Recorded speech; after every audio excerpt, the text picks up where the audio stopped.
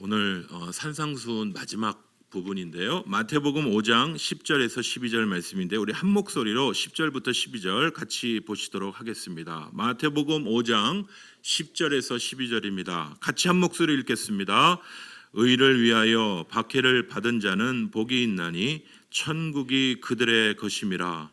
나로 말미암아 너희를 욕하고 박해하고 거짓으로 너희를 거슬러 모든 악한 말을 할 때에는 너희에게 복이 있나니 기뻐하고 즐거워하라. 하늘에서 너희의 상이 큼이라. 너희 전에 있던 선지자들도 이같이 박해하였느니라. 아멘. 지난주에 잠깐 전화 돌리면서도 그런 얘기를 드렸지만 요즘에 이 코로나 후유증이라는 게 있는 거 여러분 아세요? 왠지 목이 더 칼칼해요. 그죠? 예배 드리면 왠지 기침이 더 나오는 것 같죠? 그래서 또 기침을 하면 옆에 사람이 이상하게 볼까봐 또 걱정되고 기침도 제대로 못하고 참 요즘에 힘듭니다. 여러분 옆에 분에게 우리 인사하시도록 하겠습니다. 요즘 어떻게 사십니까? 옆에 분에게 인사하시겠습니다.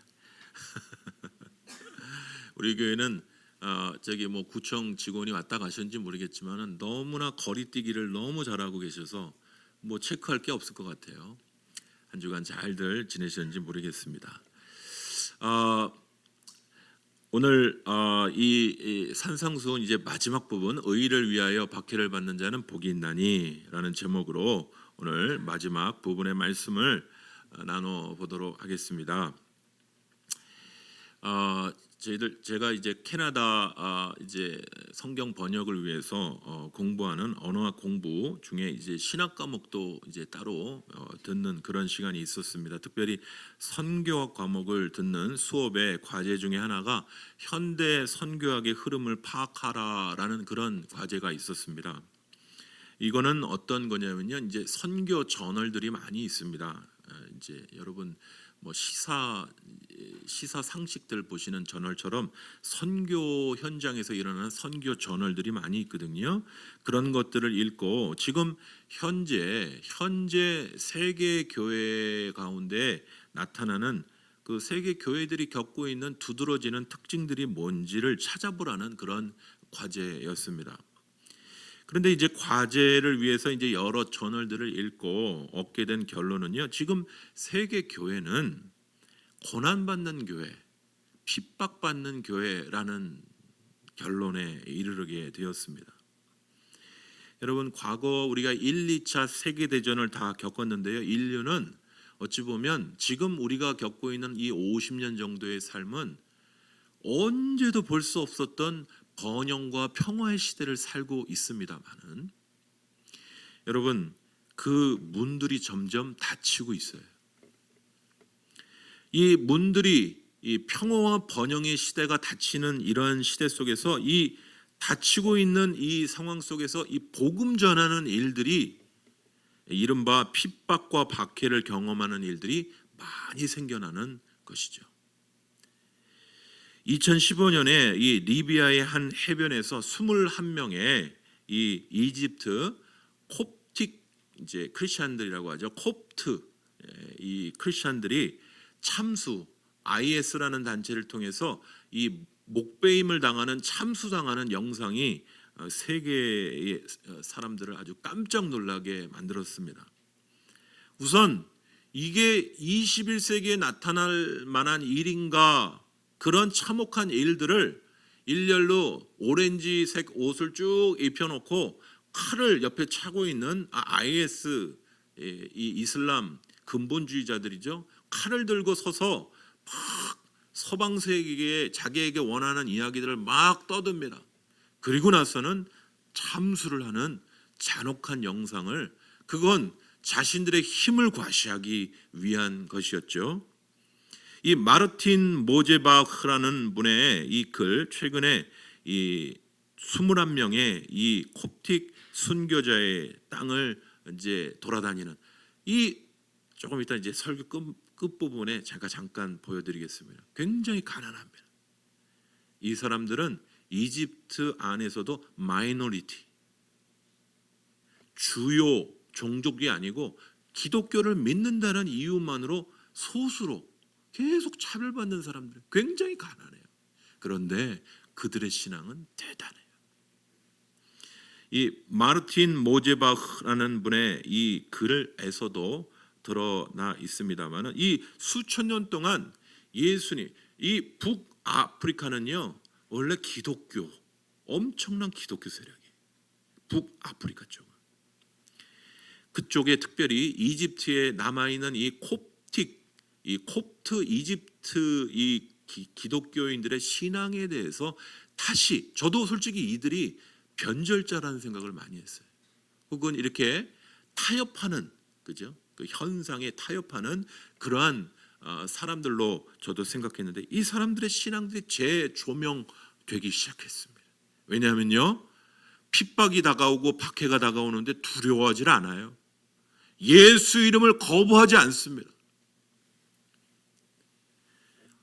여러분, 하나님은요 평화의 시기에나 혼란한 시기에나 그의 신실한 백성들을 남겨두셔서 사람들을 일깨우시고 신앙이 뭔지, 참 신앙이 무엇인지 깨닫게 하시는데, 이분들이 그 역할을 한 거예요.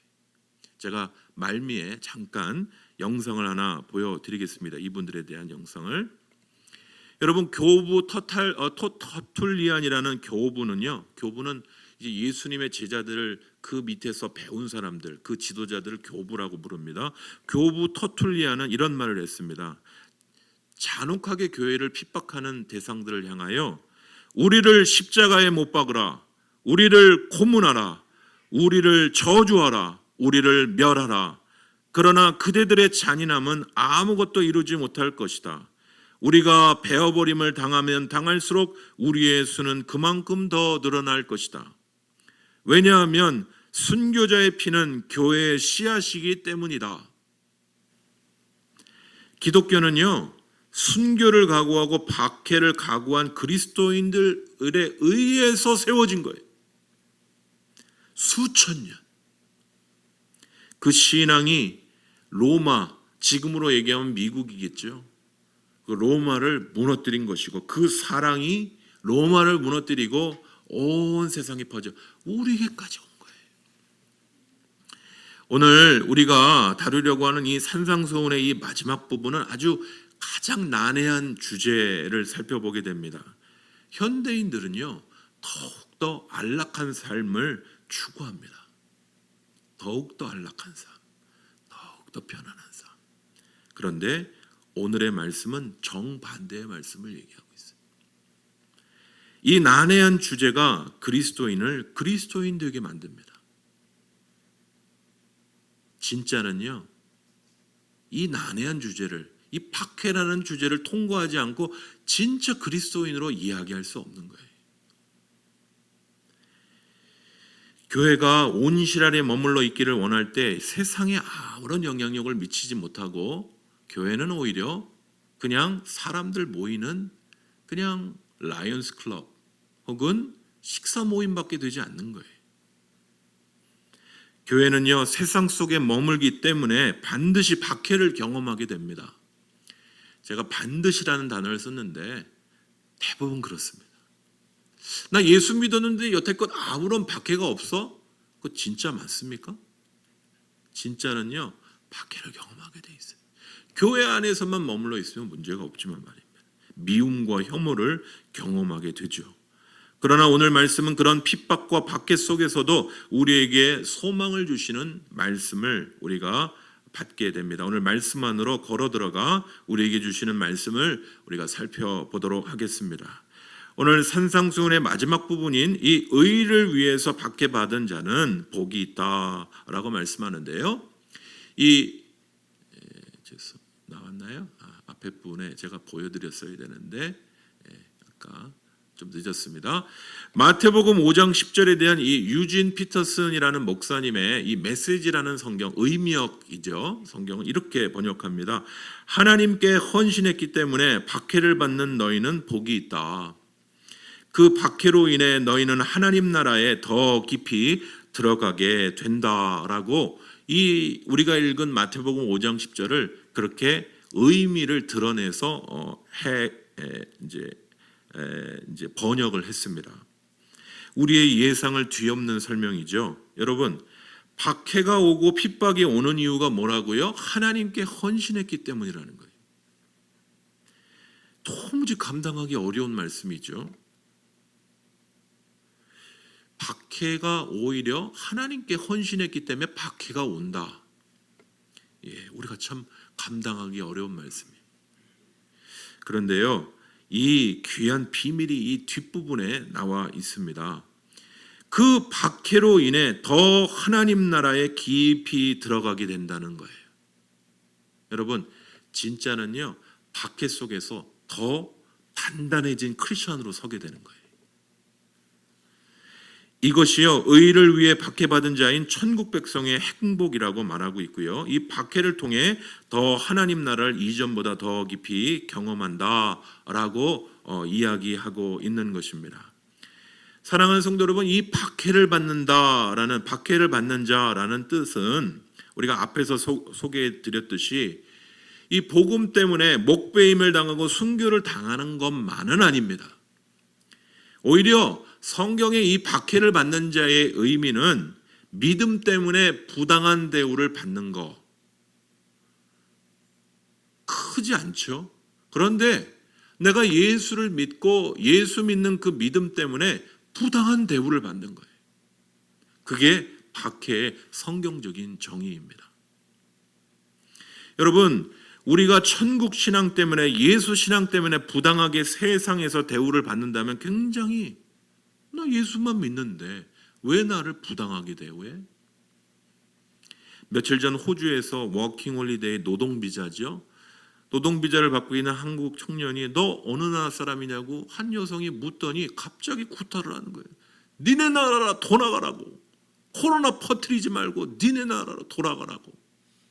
굉장히 부당하죠. 한국 사람은 다 코로나 환자들입니까? 갑자기 한국에 대해서 막 칭찬해도 요즘 칭찬이 칭찬 같지 않아요. 각국에서 코로나가 막 우리나라 막 한참 많아질 때 입국을 다 막았죠. 한국 사람들이 다 코로나 환자입니까? 굉장히 부당한 대우예요. 얼마나 화납니까? 언제는 안 받겠다더니 지금은 또 한국이 최고의 나라라고. 부당해요. 여러분, 부당한 대우를 받을 때 화나죠? 예수 믿는 것 때문에 부당한 대우를 받으면 화납니다. 예수 믿는 것 때문에. 그게 박해의 정의예요. 무슨 목배임? 그것도 들어가는 얘기지만 더 크게 보면 예수 신앙 때문에 부당한 대우를 나의 삶의 자리에서 경험하는 게 박해예요. 여러분, 그러면 누구를 위해서 박해를 받습니까?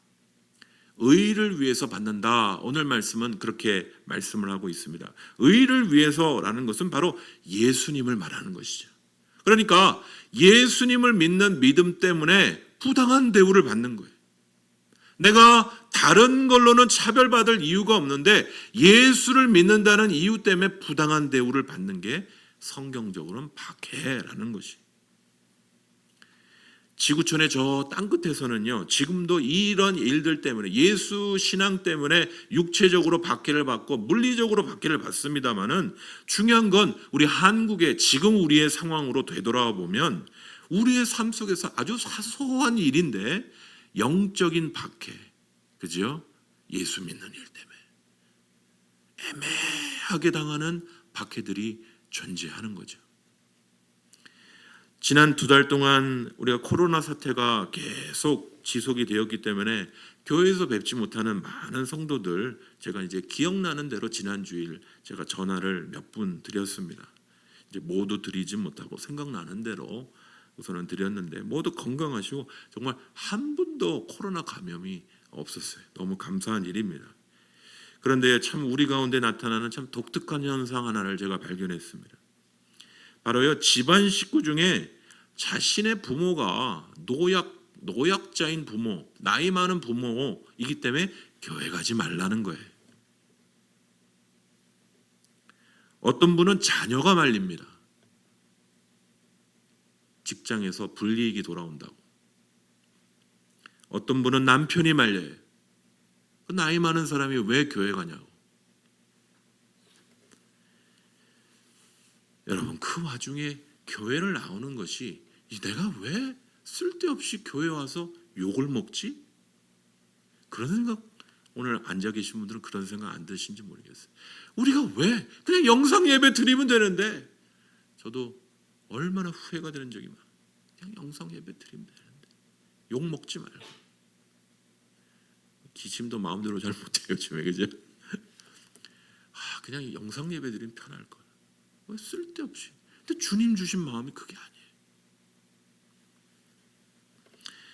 이 예수 따르는 믿음 때문에 부당한 대우를 받는 것, 그것이 오늘 성경이 말하는 의를 위해 핍박을 받는 자라는 뜻입니다. 목사님이 좀 시대에 뒤떨어지시네요. 영상 예배 드리는 교회가 많은데 왜 쓸데없이 예배를 열어서 고생을 자초하십니까? 목사님이 잘못하신 거죠. 그렇게 생각하시는 분도 계실 겁니다만은, 예수님 때문에, 믿음 때문에 핍박을 당하는 일은 이 성경에서만 이루어지는 일이 아니에요. 오늘 이 말씀이 우리에게 생생하게 다가오는 이유가 바로 그런 의미에서 생생하게 다가오는 것이죠. 우리가 살펴보는 이 박해 혹은 핍박이라는 이 원어는 이 헬라어 디오코라는 단어인데, 이 힘이나 권력 따위로 약한 사람을 괴롭히거나 해를 입히는 것이라는 그런 뜻이 됩니다만은, 조금 더 다른 의미로 살펴보면 이런 의미도 됩니다. 노예를 잡기 위해 개를 보내 추격하게 하는 것. 노예를 잡기 위해 개를 보내 추격하는 것. 우리나라 추노라는 드라마 있었죠. 여러분, 우리가 세상의 노예입니까? 예수 믿는다는 그 이유 때문에 노예를 잡겠다고 개를 풀어서 우리를 쫓아서 막 추격해서 우리를 잡는 단 일을 하는 거, 그게 바로 박해라는 뜻이에요. 예수 믿는 것, 믿음 때문에 그런 박해를 받는다는 뜻입니다. 예수님께서는 이렇게 말씀하셨습니다. 요한복음 15장 20절에 사람들이 나를 박해하였은즉 너희도 박해할 것이요. 예수님 자신이 핍박을 받았다라고 말씀하십니다. 그런데 주님께서 동일하게 내가 핍박을 받았는데 사랑하는 제자들아, 너희도 박해를 받을 것이야 라고 말씀하셨어요.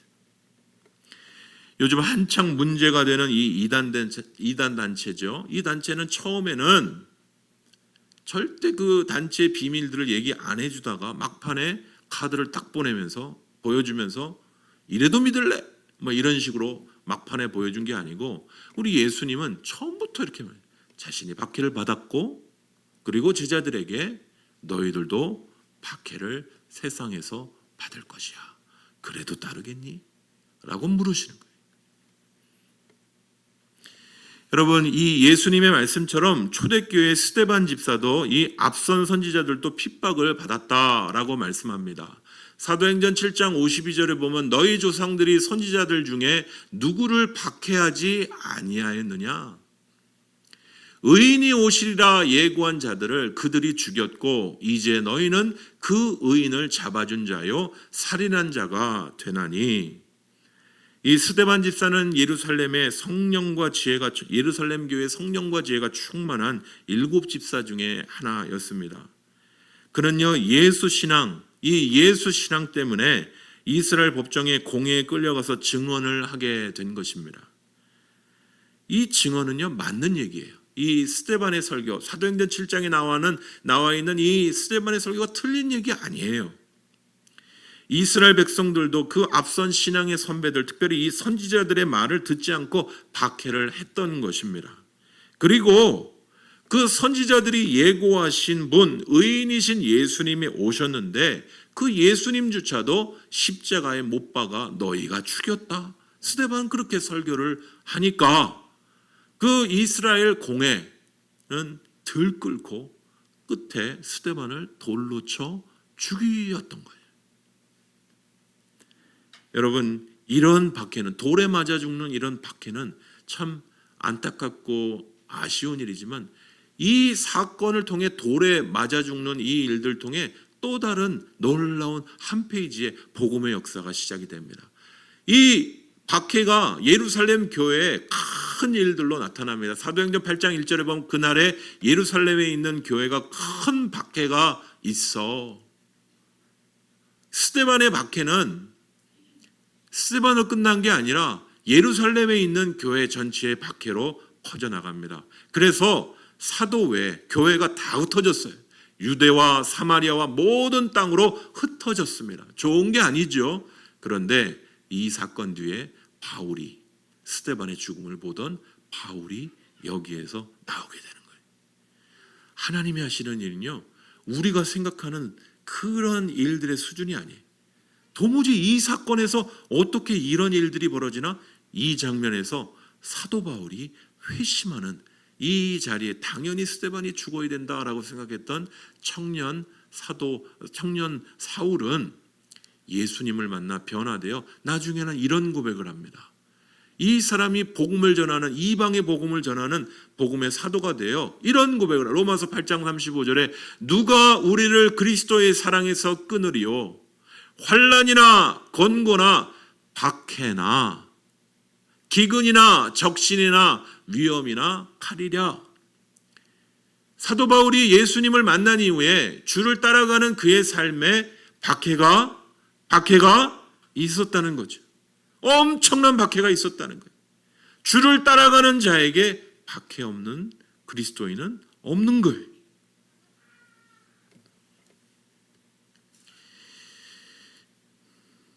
이 사도 바울이 이 박해라는 단어를 사용한 것은 그런 의미에서 자신이 이전에 예수를 알기 전에 자신이 박해를 했을 뿐 아니라 자신이 예수를 증거하는 이 일에 박해를 얼마나 많이 받았는지, 말로 영언할 수 없는 많은 예수 신앙 때문에 당한 박해를 경험했음을 이야기하는 것입니다. 사랑하는 성도 여러분, 그런 의미에서 이 박해라는 단어는요, 예수 믿는 일 때문에 뭐 목베임 당하고 뭐가 잘리고 죽고 그 수준이 아니라 오늘 우리의 삶에 부당한 대우를 받는 모든 일을 가리키는 단어예요. 예수 신앙 때문에. 사랑하는 성도 여러분, 성도와 그리스도인이 왜 이런 부당한 대우를 받게 됩니까? 바로 예수의 이름 때문에 그래요. 우리가 예수의 이름을 부인하면 더 이상 그런 부당한 대우를 받을 필요가 없어요. 그거 잘 아십니까? 그런데 우리가 예수의 이름을 지니고 예수의 이름을 붙들고 예수의 이름을 바라보고 살면 세상에서 부당한 대우를 받게도 된다고 말씀하시는 거예요. 왜 이런 대우를 받을까요? 왜 이런 일이 벌어질까요? 여러분, 오늘 십자가가 무엇인지에 대해서 조금 더 살펴보기를 원합니다.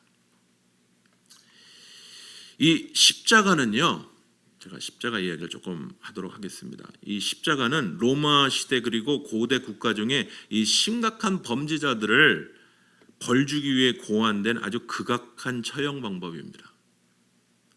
사람을 죽게 만드는 방법 중에 죄의 대가를 겪게 해주는 아주 잔악한 처형 방법이죠. 대개 이런 십자가 처형은 그 사회의 아주 낮은 계층에 속한 사람들에게 그리고 종들에게 그렇게 행했습니다. 특별히 나라에 대한 죄를 범한 사람들에게 이러한 잔혹한 처형 방법으로 처형을 했던 것입니다. 대개 십자가형은요, 십자가형의 나무에 묶어서 그들이 죽을 때까지 매달아 놓는 그런 방법으로 형벌이 집행이 됐습니다. 여러분, 십자가를 곰곰이 살펴보십시오. 그 십자가에 매달려 있다는 게 무슨 뜻입니까? 십자가는요, 우리 같이 한번 외쳐볼까요? 죽음과 부끄러움의 상징. 십자가라는 거는요, 이 죄인을 벌주기 위한 아주 잔혹한 처형 방법인데 거기 그냥 매달아 놓는 게 죽이기만을 위한 방법이 아니라는 거예요. 죽음과 부끄러움의 상징입니다.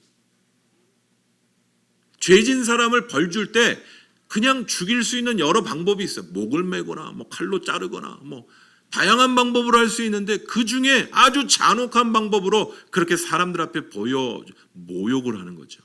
부끄러움을 당하게 하는 거예요. 십자가는요, 죽음과 부끄러움의 상징인 것이. 그냥 매달아 죽이면 되는데, 그냥 목매어서 죽이면 되는데, 그냥 부모 보는 데서, 사람들 보는 데서 이렇게 죄를 지면 이렇게 벌을 받는다는 걸 아주 모욕적으로 보이기 위한 것이죠. 이 성경 번역을 하시는 분들에게도 이 십자가라는 단어가 없는 종족들이 많아요.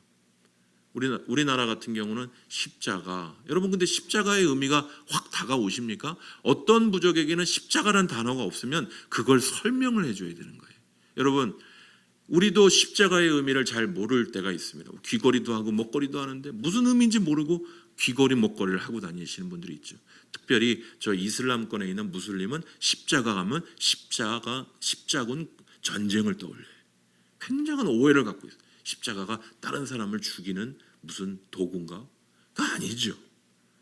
이 십자가는요, 사람을 죽이기 위해 못 박아 달아두는 나무, 뭐 이런 식으로 번역을 하기도 하고, 죽음의 나무 대, 뭐 이렇게 번역을 하기도 하고, 교차 모양의 죽음의 나무 대. 저 인도네시아 번역에도 보면 까유 살립, 그러니까 나무인데 십자가 모양의 나무, 그러니까 십자가 뭐 그런 뜻이 됩니다. 어찌됐든 이 십자가라는 뜻이 뭐냐? 죽음과 부끄러움의 이 나무라는 거예요. 근데 그 십자가가 우리에게 어떤 의미로 다가오길래 세상 사람들은 왜 십자가를 사랑하는 그리스도인을 이렇게 미워하고 혐오하고 박해하는 걸까요? 오늘 갈라디아서 3장 13절은요 이렇게 얘기합니다. 그리스도께서 우리를 위해 저주를 받은 바 되사 율법의 저주에서 우리를 속량하셨으니, 이게 신명기 나오는 말씀 구절입니다. 신명기 21장 23절, 기록된 바 나무에 달린 자마다 저주 아래 있는 자라 하였음이라. 이 바울은 이 갈라디아 지방에 있는 흩어진 교회들에게 예수님이 십자가에 죽으신 것은 부끄러움과 저주의 상징에서 그 모든 성도들을 위해 부끄러움과 저주의 상징에서, 죽음의 상징에서 죽으셨다라는 이야기를 하고 있는 것입니다. 사랑하는 성도 여러분, 우리가 예수의 이름 때문에, 예수 믿는 신앙 때문에 핍박을 받는다면, 여러분 왜 우리가 박해를 받지? 내가 왜 부당한 대우를 당하지? 예수 믿는 것 때문에? 라고 묻기 전에 우리를 위해, 나를 위해, 여러분과 저를 위해 부당한 대우를 받으신 십자가에 매달리신 분을 기억하시기를 간절히 소원합니다. 그분이 왜 십자가에 달려 계시나요? 죄를 져서? 우연히 사람들의 소란 때문에? 폭동의 희생자가 되어서? 그리스도께서 우리를 위해 저주를 받은 바 되사 십자가에 달렸다라는 것은 죽음의 상징일 뿐만 아니라 부끄러움의 상징이에요. 여러분, 우리가 주로 십자가 상을 보면 밑에 부분을 가렸죠. 십자가에 달려있는 죄인들을 위해 밑에 걸 가렸을까요? 부끄러움의 상징에 그건 후대 사람들이 가려놓은 겁니다. 부끄러움의 상징.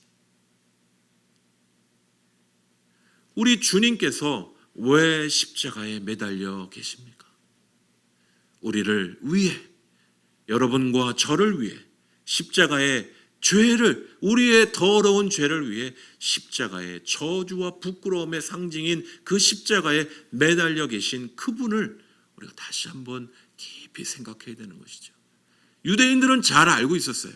나무에 달린 자마다 저주 아래 있는 자라고.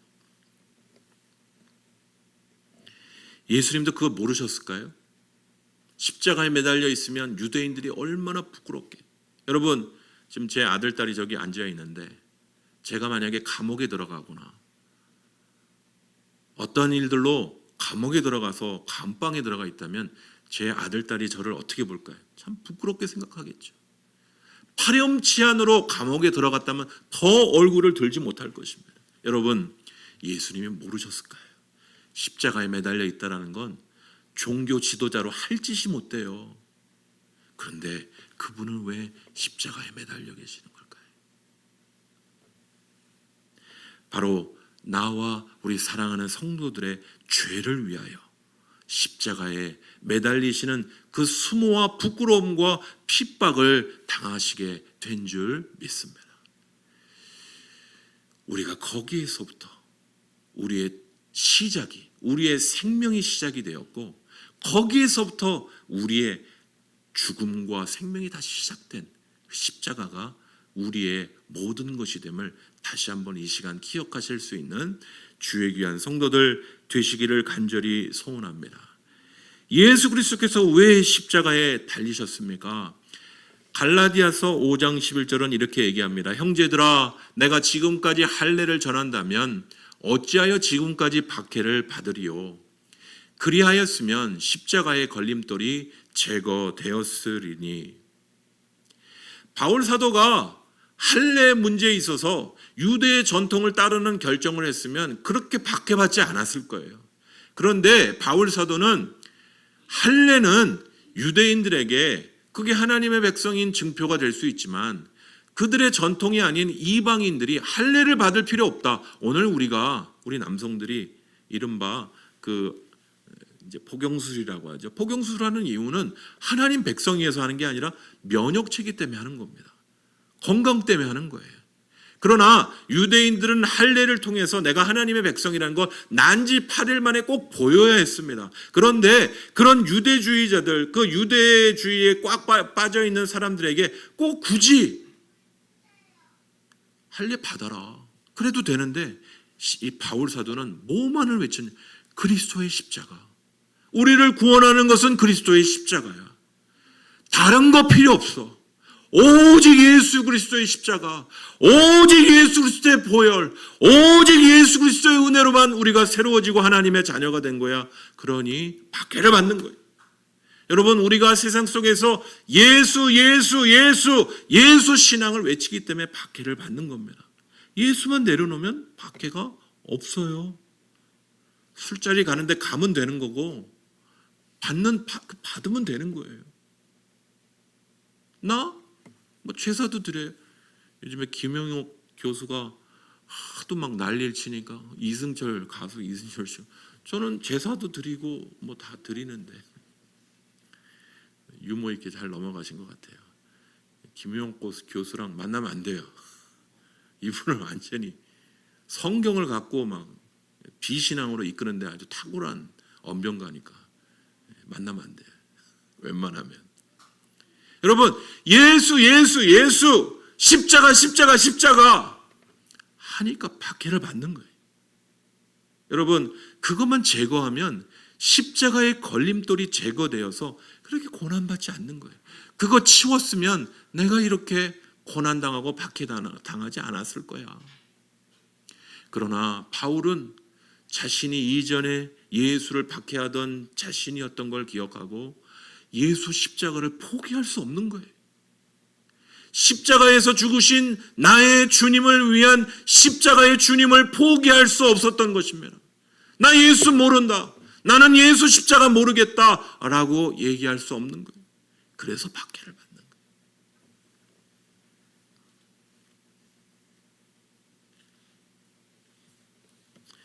여러분, 이 십자가가요, 사람들에게 얼마나 꺼리끼는 형상인지 모릅니다. 십자가는요, 꺼리끼는 형상이에요. 헬라의 고상한 철학자들의 고상함이 드러나 있지도 않고 십자가는 아주 거친 이미지입니다. 여러분, 십자가가 뭡니까? 제가 설명해 드렸지만 형틀 아닙니까? 형틀을 달고 다니시는 거예요. 여기다가 뭘 메고 다니시는, 형틀을 달고 다니시는 거예요. 세상에 그런 종교가 어디 있습니까? 형틀을 달고 다니는 종교가. 그게 뭐가 좋다고?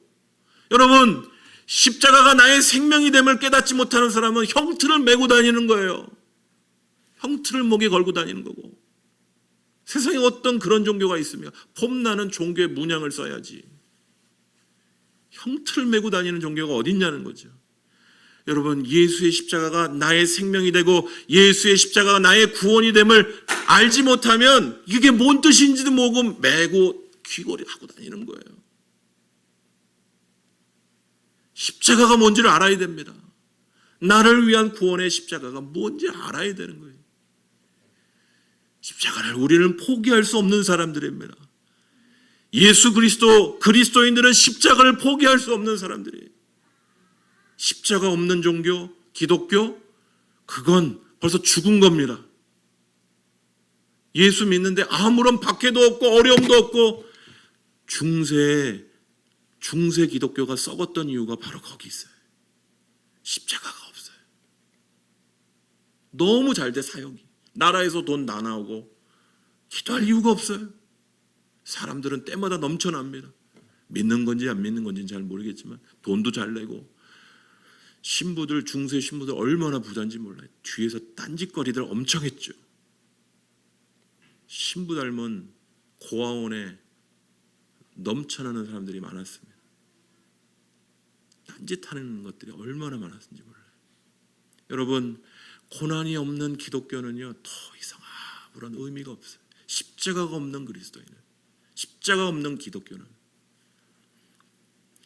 여러분, 이 십자가는 참 거리끼는 것이에요. 여러분, 우리 십자가만 제거하면요 상당히 고상한 교회로, 고상한 기독교로 세상에 이야기할 수도 있습니다. 그러나 바울은 이 십자가를 포기할 수 없다고 얘기합니다. 왜 그렇습니까? 이 거친 십자가가 믿는 자에게 구원을 주시는 하나님의 방법이기 때문인 줄 믿습니다. 고린도전서 1장 18절, 십자가의 도가 멸망하는 자들에게는 미련한 것이요 구원을 받는 우리에게는 하나님의 능력이라.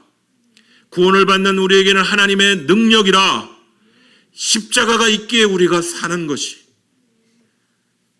박해를 뒤로 하고 박해 뒤에 숨어서 있는 기독교인 크리스천은, 기독교는 없는 것이. 우리가 십자가를 바라보고 눈물을 흘리며 감사하는 것은요, 십자가 위에서 죽으신 예수 그리스도를 통해 그의 죽으심과 그의 살아나심, 바로 나의 더러움이 그 십자가에서 나의 더러움이 깨끗이 씻어지고 그의 보혈로 우리를 정결케 해주심을, 그 십자가의 놀라운 핍박과 혐오와 부끄러움을 당하신 그 십자가의 예수 그리스도가 계시기에 내가 이제 사는 것은 이제 내가 사는 것이 아니요 내 안에 그리스도께서 사는 것이라, 예수 그리스도 안에 사는 것임을 고백하는 주의 종들 되는 줄 믿습니다. 우리는 십자가를 포기할 수 없어요.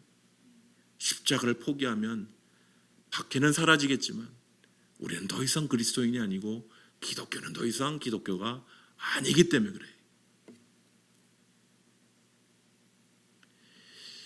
마태복음 16장 24절, 누구든지 나를 따라오려거든 자기를 부인하고 자기 십자가를 지고 나를 따를 것이니라. 여러분, 이 자기를 부인한다는 이 말은요 자신을 잊어버린다는 겁니다. 우리 이제 농담 삼아, 너무 분위기가 좀 어려워서 이 부분을 농담 삼아 신학생들은 누구든지 나를 따라오려거든 자기 부인하고 자기 십자가를 지고 따르라 그러면서 자기 부인하고 이렇게 같이 따르시는 분들이 있는데 그 뜻이 아니고, 자기 아내랑 따르라는 뜻이 아니고, 그죠? 자기를 부인한다는 것은 자기를 내려놓는다는 뜻이. 자기를 내려놔야 주님이 보이는 거예요. 내 자신을 내려놔야 주님이 보이는 거예요. 주님이 안 보이는데 어떻게 주님을 따릅니까? 내 생각, 나의 관점, 나의 주장, 나의 모든 걸 내려놓을 때 주님이 바라보이기 시작하고, 그 주님이 내게 주신 자식이 십자가, 자기 십자가라는 건 자기 포기, 그렇죠? 자기가 죽는 거, 희생할 각오를 하고 주를 어떻게 따릅니까? 한 걸음 한 걸음 한 걸음. 여러분, 동행은요, 동행하다. 창세기에 나와 있는 이 동행이라는 단어는 주님과 한 걸음 한 걸음 따르는 거예요. 여러분, 주님과 지금 어느 정도 같이 가고 계십니까? 주님을 멀찍이 따르면 베드로처럼 시험 듭니다. 주님과 한 걸음 한 걸음 한 걸음 따라가는 자가 바로 그리스도인의 제자라고 말씀하고 있습니다. 사랑하는 성도 여러분, 이 십자가 없는 제자, 핍박과 혐오, 이것들을 두려워하여 십자가를 뒤로 한 제자는 더 이상 제자가 아닌 것이, 우리가 핍박과 혐오, 우리를 박해하는 게 좋아서가 아니라 주를 따라가다 보면 주님도 당하신 것처럼 우리에게 그렇게 다가오는 여러 핍박과 혐오를 그것보다 주님을 따라갈 때 주님을 더 크게 보는 사람들, 그게 바로 주님의 제자인 줄 믿습니다. 지난 금요일 말씀 나눴던 대로 바라보는 거예요. 믿음은 바라는 것들의 실상인 줄 믿습니다. 주님을 바라봐야죠. 주님을 목도하고 바라봐야죠. 십자가에 달리신 주님을 바라봐야죠. 주님이 나를 위해 십자가 지셨음을 바라봐야죠. 사랑하는 성도 여러분, 복음을 위해, 예수님을 위해 이런 핍박을 당하는 자는 천국의 상급을 받게 된다고 오늘 말씀은 우리에게 약속하고 있는 것입니다. 천국에서 받게 될 상급, 여러분 뭐 돈다발일까요? 여러분, 우리의 놀라운 구원의 완성인 줄 믿습니다. 내가 주 안에서 지금 부분적으로 경험하지만 눈과 눈으로 반드시 보게 될 구원의 놀라운 완성, 내게 주신 놀라운 구원의 영광들을 그때는 눈과 눈을 들어 보게 될 것이, 놀라운 영광으로 보게 될 줄 믿습니다. 여러분, 우리가 산상수훈의 말씀을 쭉 살펴보았어요. 의를 위하여 핍박을 받는 자는, 박해를 받는 자는 바로 심령이 가난한 자로 살아가는 천국 백성인 줄 믿습니다. 여러분, 가난한 마음으로 주를 따라간다는 건 의를 위하여 핍박을 받는 자의 모습이기도 해요. 여러분, 가난한 심령으로 사는 자는 자기 죄를 애통하며 사는 자 되는 줄 믿습니다. 또한 늘 의에 줄이고 목말라 하면서 마음이 청결한 자로, 그리고 이 땅에서 화평이 없는 이 땅에 화평을 만드는 피스메이커로 살아가는 자 아니겠습니까? 하나님이 자신의 주인이심을 인정하고 삶 속에서 하나님의 통치를 받고 사는 자들이 바로 그 사람들이고, 예수님을 왕으로 모시는 하나님의 나라의 백성들이 바로 그들인 줄 믿습니다. 여러분, 당연히 이러한 사람들에게 천국의 상속자라는 이름을 주시기에 합당치 않겠습니까? 당연히 이런 사람들이 천국의 주인공이 되지 않겠습니까? 이 땅의 백성이 아닌 천국 백성의 정체성으로 살아가는 복된 자들 아니겠습니까? 사랑하는 성도 여러분, 영상이 준비됐으면 잠깐 보고 오늘 말씀을 마치도록 하겠습니다. 예수 때문에, 믿음 때문에 의를 위해서 부당한 대우를 받을 수 있습니까, 여러분? 박해는 선교지에서 당하는 죽음만을 의미하고 있지는 않습니다. 우리의 삶 속에서 예수의 이름 때문에 겪는 수많은 부당한 대우를 묵묵히 견디는 게 박해를 견디는 거예요. 예수의 이름 때문에. 여러분의 자리에서 당신의 왕 되신 예수님을 위해 겪는 핍박과 박해를 통해 여러분, 우리가 하나님의 나라를 더 깊이 경험한다라고 오늘 말씀은 우리에게 이야기해 줍니다. 기뻐하고 즐거워하라 라고 말씀하십니다. 주를 이전에 머리로만 아는, 듣기만 하던, 성경에 갇힌 기독교의 진리로만 안다면 나의 삶 속에서 하나님을 보게 되는 놀라운 은혜가 박해를 받는, 예수의 이름 때문에 박해를 받는 이러한 자들에게 나타나게 될 것이다. 그들이 하나님 나라의 상속자요, 하나님 나라의 주인공들이 된다라고, 복된 자들이라고 성경은 이야기하기 때문입니다. 사랑하는 성도 여러분, 박해받는 상황, 핍박받는 상황, 우리의 삶의 소소한 자리에서 예수의 이름 때문에 부당한 대우를 당하는 상황 두려워하지 마시기 바랍니다. 주께서 더 풍성한 영광으로 여러분들과 함께 하실 줄 믿습니다. 주의 이름을 위해서 박해를 받는 당신이 참으로 복된 자라고 주님이 말씀하십니다. 이 은혜가 사랑하는 주의 귀한 백성들 가운데 넘쳐나시기를 간절히 소원합니다. 우리 오늘 말씀 기억하시고 같이 기도하도록 하겠습니다. 오늘 상당히 어려운 주제이죠. 현대 기독교인에게는 와닿지도 않는 이야기일 수도 있습니다. 그러나 박해 없는 신앙이 진짜 신앙입니까? 교회 나오는데 늘 박수 받고 나는 너가 너무너무 해피하고 교회 오면 늘 해피하고. 여러분, 교회 다니는 게 늘 해피합니까? 힘들 때가 얼마나 많은데요. 그러나 주님 바라보면 또 이기고, 주님 바라보면 또 이기고, 삶의 소소한 자리에 부당한 대우를 받을지라도 나는 주의 십자가 포기 못해. 나는 내게 허락하여 주신 예수의 십자가의 은혜를 포기 못해. 바로 그런 자들이 삶에서 순교자로 살아가는 자요, 선교사로 살아가는 자요, 복음의 증인으로 살아가는 자들인 줄 믿습니다. 오늘도 땅끝에서 순교의 정신으로 내가 죽으면 죽으리라 예수의 이름 포기하지 않고 선교하는 주의 귀한 선교사님들 많이 계십니다. 그러나 오늘 이 자리에 오신 분들을 난 주의 이름으로 축복하기를 원합니다. 여러분, 여러분의 자리에서 예수의 이름 배신하지 마십시오. 예수의 이름 포기하지 마십시오. 예수의 이름 때문에 당하는 어려움 두려워하지 마십시오. 당당하게 예수의 이름 증거하고 박해받아도 주를 증거하며 나타내는 우리 한 사람 한 사람 될 수 있도록 도와달라고, 그런 신령한 축복을 누리는 귀한 백성들 되게 해달라고 말씀 붙들고 기도하시도록 하겠습니다. 하나님 감사합니다. 오늘 참으로 어려운 말씀, 그러나 의를 위하여 박해를 받은 자는 복이 있나니 아버지 하나님, 그들이 천국이 저들의 것이고 아버지 저들이 천국의 상속자임을 말씀하십니다. 산상수훈의 귀한 말씀을 우리에게 주셔서 감사합니다. 세상은 마음이 가난한 자로 살아가는 것이 참으로 부질없고 약해 보인다 이야기하지만, 그러나 우리는 마음이 가난한 자로 살아갑니다. 의에 줄이고 목마른 자로 살아갑니다. 애통한 자로 살아갑니다. 마음이 청결한 자로 살아갑니다. 주님이 원하시는 평화를 일구는 자로 살아갑니다. 주님, 우리의 머물 곳은 이 땅이 아니고 저 천국이기 때문인 줄 믿습니다.